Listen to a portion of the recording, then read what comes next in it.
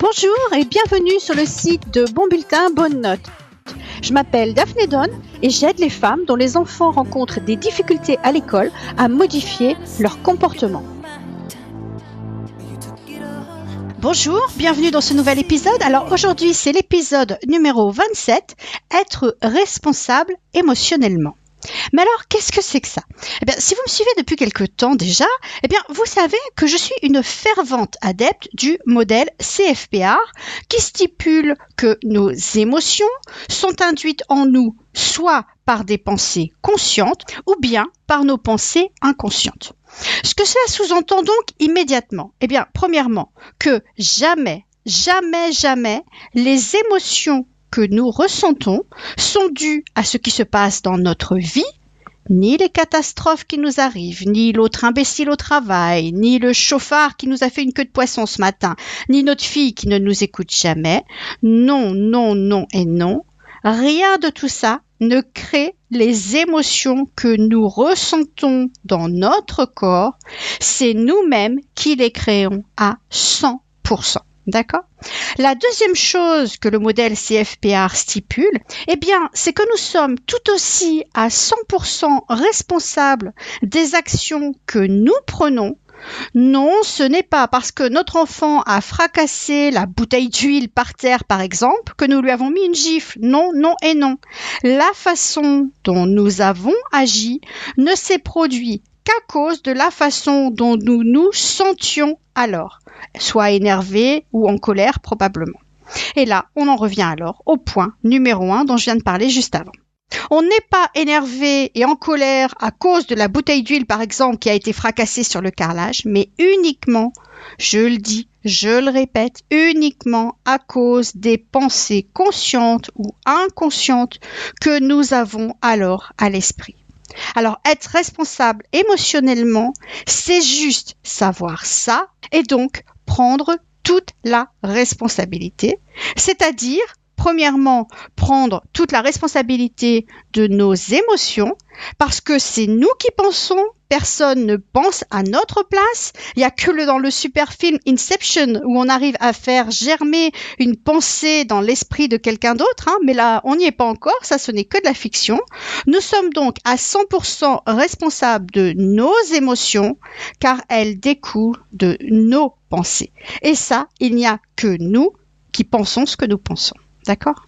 Et puis, deuxièmement, eh bien, cela veut dire aussi prendre à 100% la responsabilité de toutes nos actions parce qu'elles découlent de la gestion de nos émotions qui, elles, découlent de la gestion de nos pensées. Et on fait cela, gérer nos pensées, eh bien, on fait cela en pensant à ce que l'on pense. Alors, le problème, eh bien, c'est que personne ne nous a appris à faire ça. Depuis notre petite enfance, tous nous ont appris le contraire. Fais attention, ne dis pas ça parce que tu vas vexer ta copine. Dis merci, sinon je ne serai pas fière d'avoir une fille mal polie. Ton copain a dit ça ? Oh ma pauvre chérie, comme tu dois être triste, d'accord ? Depuis toujours, on nous a appris que les autres sont responsables de nos émotions. On va prendre un exemple. Ma fille se sent incapable de passer au tableau.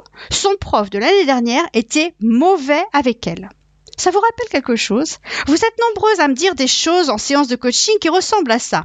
Non, votre fille ne ressent pas cette émotion être incapable à cause de ce fameux prof, mais uniquement à cause de la pensée qu'elle a eue en tête à ce moment-là précisément. Et puis vraisemblablement, c'est une pensée inconsciente qui provient de son centre de conscience inférieur, celui de la sécurité.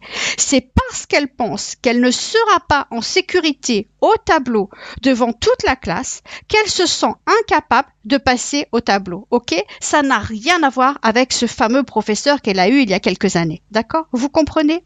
Alors la plus belle chose que vous pouvez apprendre à votre enfant, eh bien, c'est de lui apprendre à prendre toute sa responsabilité émotionnelle, toujours et en toutes circonstances. Mais la plus belle façon dont vous allez lui apprendre, eh bien, ce sera simplement en lui montrant l'exemple.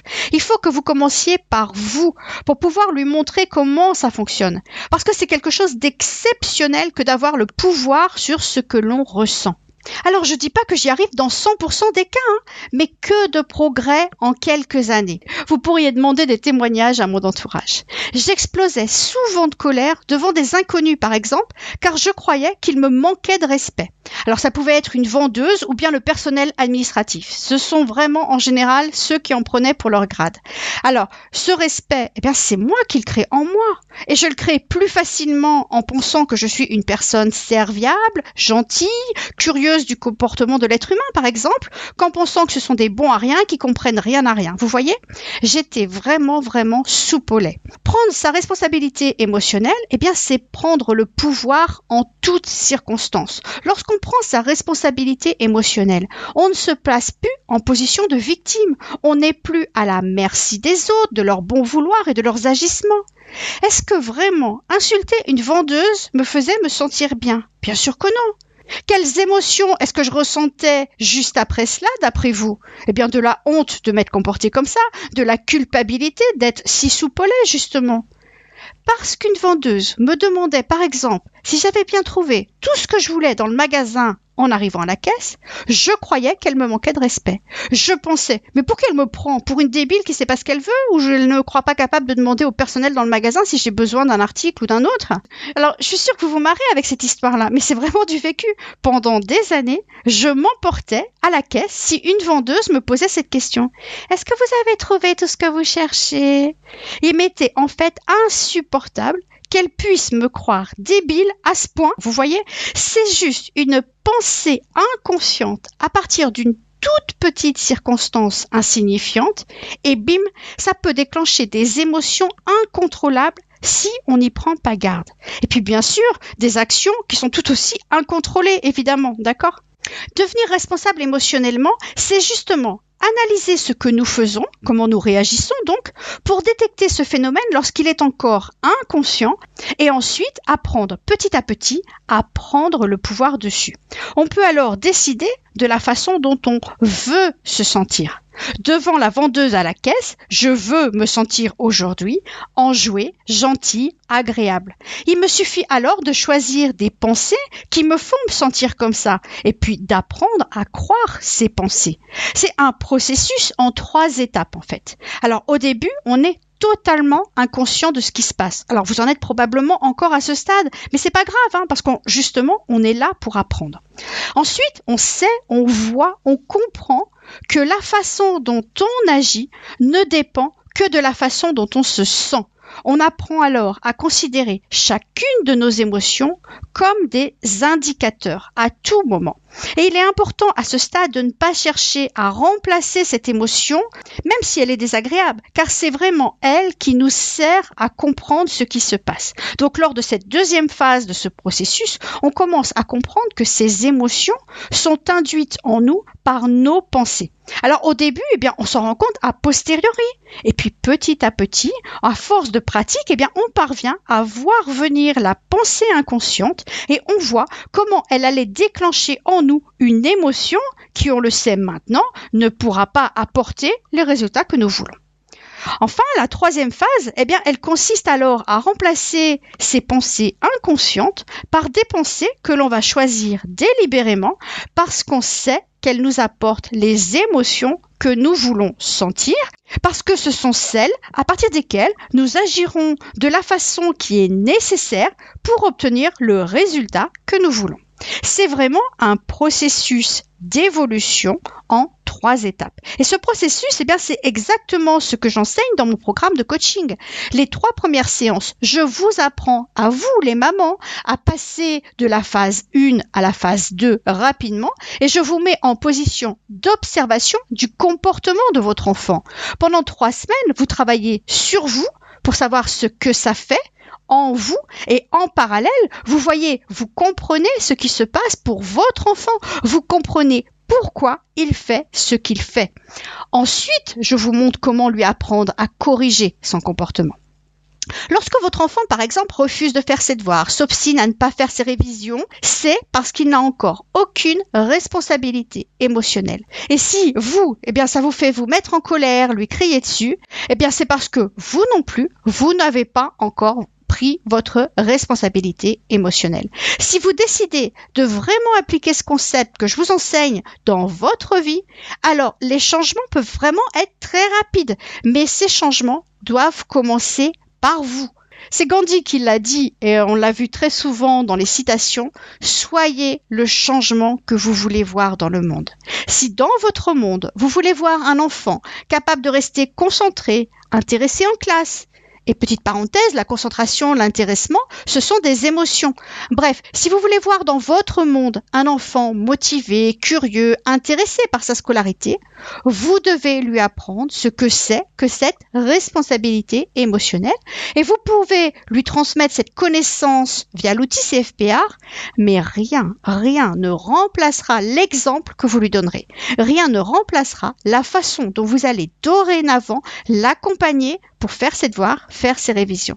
Et si au lieu de vous énerver parce que vous avez la pensée inconsciente qui vous fait perdre votre temps, vous avez délibérément choisi de penser que vous allez apprendre à votre enfant à créer de la motivation en lui parce que vous savez que ça lui servira toute sa vie, eh bien alors vous allez aborder cela avec bienveillance, avec amour, vos actions, c'est-à-dire la façon dont vous allez discuter avec lui, lui demander des choses, etc.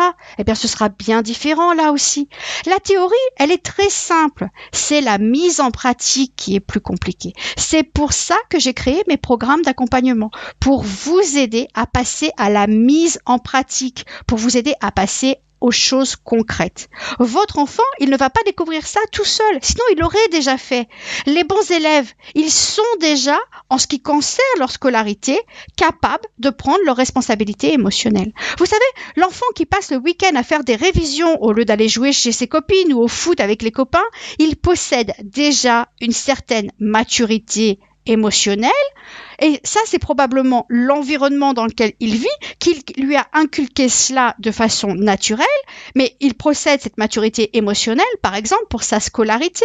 Et rien n'est perdu pour vous si ça ne s'est pas fait naturellement, parce que ne vous inquiétez pas, on a tous, absolument tous, besoin de travailler sur un sujet ou un autre, même les bons élèves, ok? Moi, j'étais une bonne élève, j'avais vraiment cette maturité, j'étais vraiment capable de prendre ma responsabilité émotionnelle et de faire passer ma scolarité avant toute chose, mais j'ai dû travailler sur un paquet d'autres trucs, comme je vous l'ai dit tout à l'heure, d'accord? Donc voilà, si ça vous intéresse, comme je viens de vous le dire, j'ai créé ce site, je crée ce podcast toutes les semaines justement pour ça, pour vous enseigner ça, prendre votre responsabilité émotionnelle pour que vous puissiez l'enseigner à votre enfant à votre tour, d'accord? Donc si vous êtes intéressé, je vous propose de prendre un rendez-vous avec moi. Vous avez accès directement à mon agenda pour choisir la date et l'heure de ce rendez-vous. Ce rendez-vous est gratuit. Je serai disponible pendant tout le mois d'août et on verra ensemble ce qu'il convient de faire exactement pour aider votre enfant. Plus tôt on commencera, mieux ce sera. Et on verra ensemble ce qu'il convient de faire exactement pour aider au mieux votre enfant. Plus tôt on commencera, mieux ce sera. Mon programme de coaching, il dure 6 semaines. Donc, si vous voulez que votre enfant soit prêt pour la rentrée, eh bien, c'est le moment de commencer, d'accord? Et puis, je rappelle aussi pour celles qui préfèrent travailler toutes seules, que j'ai aussi créé toutes ces formations en ligne pour cela, pour que vous puissiez travailler et avancer toutes seules aussi, si c'est ce que vous préférez. Je vous mettrai tous les liens juste en dessous de ce podcast, comme d'habitude, dans la partie référence. Je vous dis à la semaine prochaine. À bientôt. Bye.